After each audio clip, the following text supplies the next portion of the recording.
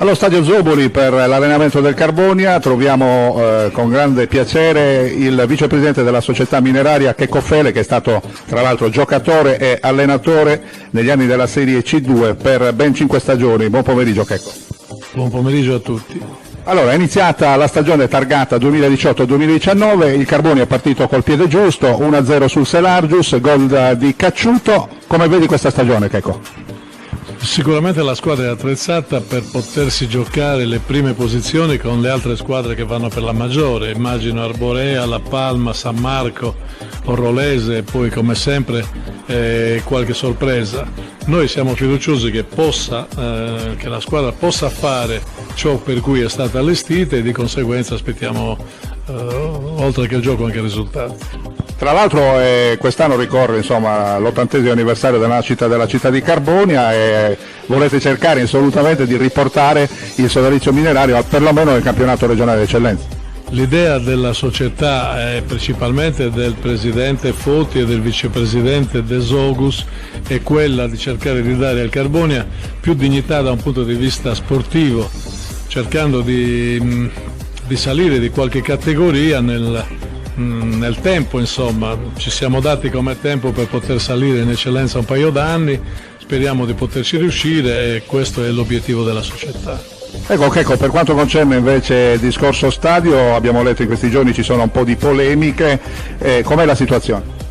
Ma polemiche lasciano il tempo che trovano, la situazione è che il Carbonia Calcio ha partecipato al bando ad evidenza pubblica che il comune e l'amministrazione comunale ha bandito, non è stata presa in considerazione o perlomeno è stata esclusa dalla gara in quanto deficitaria di un documento che non attestava la solidità economica della società. Secondo noi era un documento anche superfluo in quanto solidità finanziaria, una società dilettantistica a livello di promozione regionale mi pare quantomeno inopportuna questo tipo di richiesta, però se questo la legge prevede è giusto che sia stato fatto, però siamo fiduciosi che nel più breve tempo possibile tutto questo possa essere appianato, magari con l'indizione di un altro tipo di gara per l'assegnazione della gestione dell'impianto sportivo.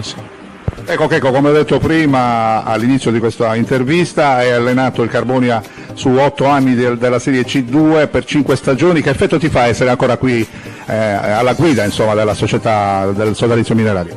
Ma alla guida, siccome il Carbonia a me ha dato molto, sia da giocatore che da allenatore, in una qualche maniera essere a disposizione della società e mettere a disposizione della società l'esperienza maturata di tutti questi anni a me, oltre che fare un enorme piacere, è anche un onore, perché io ritengo il Carbonia Calcio per la città e per la zona più che considerarlo una squadra di calcio, penso che sia un'idea di sport, un'idea di socialità, un'idea di lottare per il futuro, un po' di tutte queste cose. Infine un ricordo di colui che è stato davvero il grande mito in questo stadio, cioè Carlo Zoboli, che appunto è stato intitolato proprio a lui. Di Carlo Zoboli si può dire tutto. Intanto la prima cosa che mi viene in mente è che era un uomo con basi solide e poi è stato un ottimo giocatore, non si è mai staccato dal Carbonia. Con lui ho vissuto tanti momenti belli come tante altre persone che hanno frequentato il Carbonia Calcio, quindi il suo ricordo è perenne ogni volta che venga allo stadio. Credo che sia per me che per tanti altri possa rimanere un esempio. Grazie Checco e naturalmente in bocca al lupo. Grazie a voi.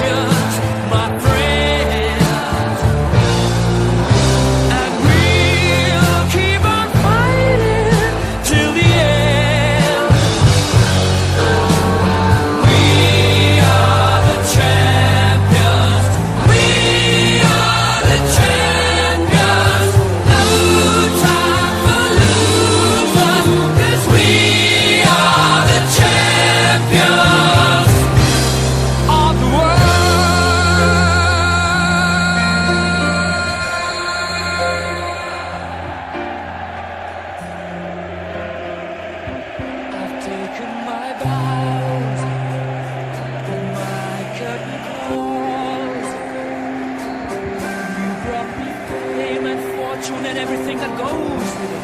I thank you all, but it's been no bed of roses.